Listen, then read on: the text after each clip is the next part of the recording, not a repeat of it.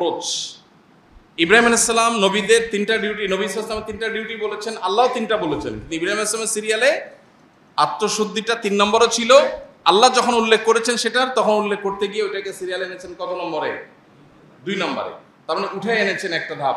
এখান থেকে বোঝা গেল একজন মুসলমানের কাছে বা আল্লাহর দৃষ্টিতে নিজেকে পরিশুদ্ধ করার গুরুত্ব অপরিসীম। ভাইরা আমার, কোরআনে কারিমে আল্লাহ তাআলা বিভিন্ন জায়গায় শপথ করেছেন, আপনারা জানেন। আল্লাহ অনেক জায়গায় শপথ করে অনেক কথা বলেছেন না? শপথ মানুষ কেন করে বা আমরা শপথ করি কেন? অবিশ্বাস্য কথাকে বিশ্বাসযোগ্য করবার জন্য, তাই না? যে আমি এমন একটা কথা বলছি আপনার বিশ্বাস করতে কষ্ট হবে, সেজন্য আমি বলছি আল্লাহর কসম। আমার যে কথাটা আপনার বিশ্বাস করতে কষ্ট হবে সেটা বিশ্বাসযোগ্য করে তুলবার জন্যই আমরা কি করি? শপথ করি। আল্লাহ সুবহানাহু ওয়া তাআলা তার কোনো কথায় সন্দেহ করবার সুযোগ নেই। মানুষের কথা সন্দেহ হতে পারে, সে অপশন আছে, কিন্তু আল্লাহর কথার মধ্যে সন্দেহ করার অপশনই নাই।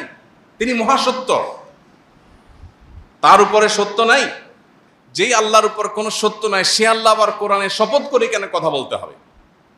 আল্লাহর কি কথা বলার সময় শপথ করার দরকার আছে? নাই। ভাইরা আমার, যেই আল্লাহর শপথ করার দরকার নাই, তার সব কথাই বিশ্বাসযোগ্য, বরং বিশ্বাস করতে আমরা বাধ্য, সেই আল্লাহ আবার শপথ করেছেন কেন? আমাদেরকে বোঝাবার জন্য যে এই কথাটা খুব ইম্পর্টেন্ট।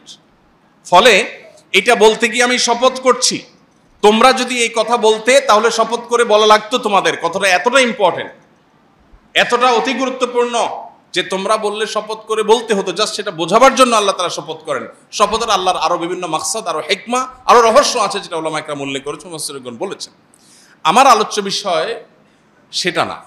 আলোচ্য বিষয় হলো আল্লাহ যত শপথ করেছেন, কোথাও একবার শপথ করে একটা কথা বলেছেন, কোথাও 2 বার শপথ করে একটা কথা বলেছেন। পুরো কোরআন জুড়ে বিভিন্ন জায়গায় এরকম শপথ আছে। কোথাও 3 বার শপথ করে একটা কথা বলেছেন, যেমন আল্লাহ রাব্বুল আলামিন বলেছেন ওয়াল আসর ইন্নাল ইনসানা লাফি খুসর। আমরা সবাই জানি এটা ছোট সূরা। আসরের শপথ, আসর মানে যুগ, যুগের শপথ, হ্যাঁ, যে মানুষ ক্ষতির মধ্যে আছে। তবে যারা ঈমান আনলো, নেক আমল করলো, ভালো কাজের কথা মানুষকে বললো এবং ধৈর্য ধারণ করলো, এরা কিয়ামতের সাকসেস হবে, আর বাকি সব মানুষ লুজার হবে।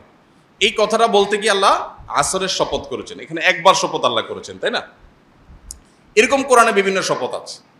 আমরা যে বিষয়ে আলোচনা করছি আজ, অর্থাৎ আত্মশুদ্ধি করার গুরুত্ব, নিজেকে পরিশুদ্ধ করার গুরুত্ব এবং আত্মশুদ্ধি করা যে একটা ফরজ, যে ফরজ সম্পর্কে আমাদের অনেকের ধারণা নেই, এই বিষয়ে কথা বলতে গিয়ে, এটার গুরুত্ব বর্ণনা করতে গিয়ে আল্লাহ তাআলা কোরআনে কারিমে 60টি আয়াতে, অনেক মুফাসসিরদের মতে 7 বার, তবে বিশুদ্ধ মত অনুযায়ী 11 বার আল্লাহ শপথ করেছেন। কয়বার? 11 বার। আপনি একটু চিন্তা করুন তো, আপনি কোনো কথা বলতে গিয়ে যদি আমাকে বলেন আল্লাহর কসম, আল্লাহর কসম, আল্লাহর কসম, এটা কি এনাফ না? যথেষ্ট না? কিন্তু আপনি যদি আমাকে 11 বার শপথ করেন, তাহলে আমার ধারণা কি হবে? যে কথাটা এত গুরুত্বপূর্ণ, মানে এর চেয়ে গুরুত্বপূর্ণ কোনো কথা থাকতে পারে না। পুরো কোরআনে কোথাও এত বেশি সংখ্যক বার শপথ করে আল্লাহ কোনো কথা বলেন নাই। পুরো কোরআনে একটা কথা বলবার জন্য আল্লাহ 11 বার টানা শপথ করেছেন, বিরতিহীন শপথ করেছেন। সূরাতুশ শামসের মধ্যে আল্লাহ কি শপথ করেছেন? ওয়াশ-শামসি ওয়া দুহাহা, সূর্যের শপথ। দেখেন আল্লাহ বড় বড় সৃষ্টিগুলোর শপথ করে। যদিও এখানে আরেকটা মাসআলা বলে রাখতে হয় প্রসঙ্গত, কোন মুসলমানের জন্য আল্লাহ ছাড়া আর কারোর নামে শপথ করা জায়েজ নাই। নবীজি সাল্লাল্লাহু আলাইহি ওয়াসাল্লাম বলেছেন, মান আরাদা আন ইয়াহলিফা ফালইয়াহলিফ বিল্লাহি আও লিয়াসমুত। কেউ যদি শপথ করতে চায় সে আল্লাহর নামে শপথ করবে, আর না হলে সে চুপ থাকবে, আর কারোর নামে শপথ করতে পারবে না। অতএব আমরা এই যে বাপের কিরা, মায়ের কিরা, ক্যাশ ছুঁয়ে বলছি, গায়ের স্টিয়ারিং হুইল ছুঁয়ে বলছি, বাচ্চার মাথা ছুঁয়ে বলছি, মাটি ছুঁয়ে বলছি, ঠ্যাং ছুঁয়ে বলছি, এইসব নাটক যা আমরা করি, এগুলো সবই শরিয়ার লঙ্ঘন, নবী সাল্লাল্লাহু আলাইহি ওয়াসাল্লামের পরিষ্কার হাদিসের লঙ্ঘন। এটা এক প্রকারের শিরক। এই শিরকের ফলে ঈমান চলে যাবে না, এটা শিরকে আসগর, ছোট শিরক, কিন্তু এটা এক প্রকারের শিরক। এই জন্য আল্লাহ ছাড়া কারোর নামে শপথ করা জায়েজ নাই। শপথ হবে সব কার নামে? আল্লাহর নাম। এখন আল্লাহ রাব্বুল আলামিন তিনি নিজেও তার জাতের শপথ করেছেন।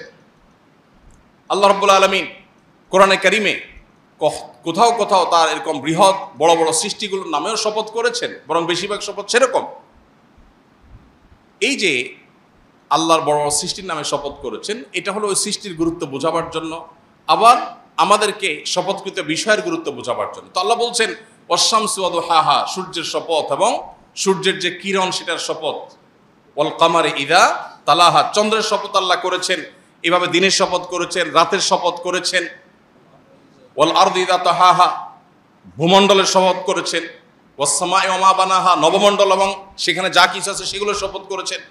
এরকম এতগুলো বিষয়ে শপথ করে আল্লাহ বলছেন কদ আফলাহা মান যাক্কাহা, এতবার শপথ করে তোমাদেরকে বলছি বান্দারা শুনো, তোমাদের মধ্যে যে ব্যক্তি নিজেকে পরিশুদ্ধ করতে পারলো, যার আত্মশুদ্ধি হয়ে গেল, এই ব্যক্তি শেষ হাসি হেসে ফেললো, জান্নাতি হয়ে গেল, সাকসেস হয়ে গেল।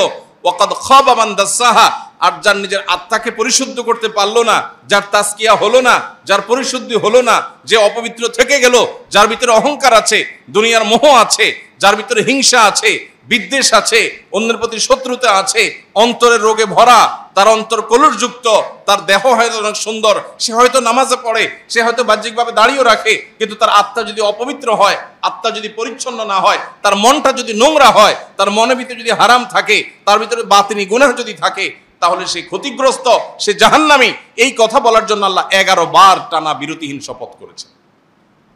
ভাইরা আমার, তাহলে যেই ফরজটার ব্যাপারে আল্লাহ তাআলা কোরআনে এত গুরুত্ব আরোপ করেছেন, যেই কথা বলতে গিয়ে টানা 11 বার শপথ করেছেন 7টি আয়াতের মধ্যে, সেই বিষয়টা আমাদের কাছে সবচেয়ে অবহেলিত।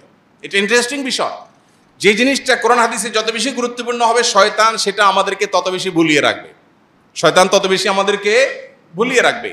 যেমন কোরআনে কারীমের পাতায় পাতায় আপনি শয়তান সম্পর্কে ধারণা পাবেন। আপনি যদি কোরআন পড়েন, আপনি দেখতে পাবেন আল্লাহ আপনাকে ধারণা দিচ্ছেন শয়তান থেকে সাবধান থাকবা, শয়তান থেকে কেয়ারফুল থাকবা, শয়তান কিন্তু তোমাদের শুধু শত্রু, সে কিন্তু আদু ও মুবিন, আল্লাহ বারবার বলেছেন। কিন্তু ইন্টারেস্টিং বিষয়, শয়তান সম্পর্কে কোনো আলোচনা নেই।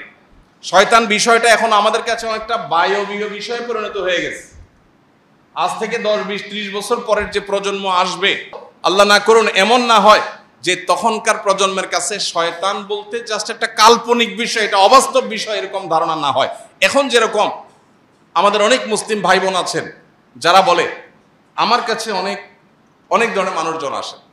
একজন পাওয়ারফুল পলিটিশিয়ান তিনি আসছেন কিছুদিন আগে, এসে বললেন যে ভাই আমি জিন জাদু বিশ্বাস করি না, জিন জাদু বিশ্বাস করি না। এখানে বিশ্বাসের জায়গাটা পরিষ্কার করা দরকার। একজন মানুষ তিনি আসলে কি মানসিক রোগী নাকি তিনি জিনে আক্রান্ত, এটা নিয়ে আমার সন্দেহ হতেই পারে, এবং আমি এটা ডিনাই করতেই পারি না। আমার মনে হচ্ছে এটা মানসিক রোগী। আপনি যতই বলেন না এটা জিনে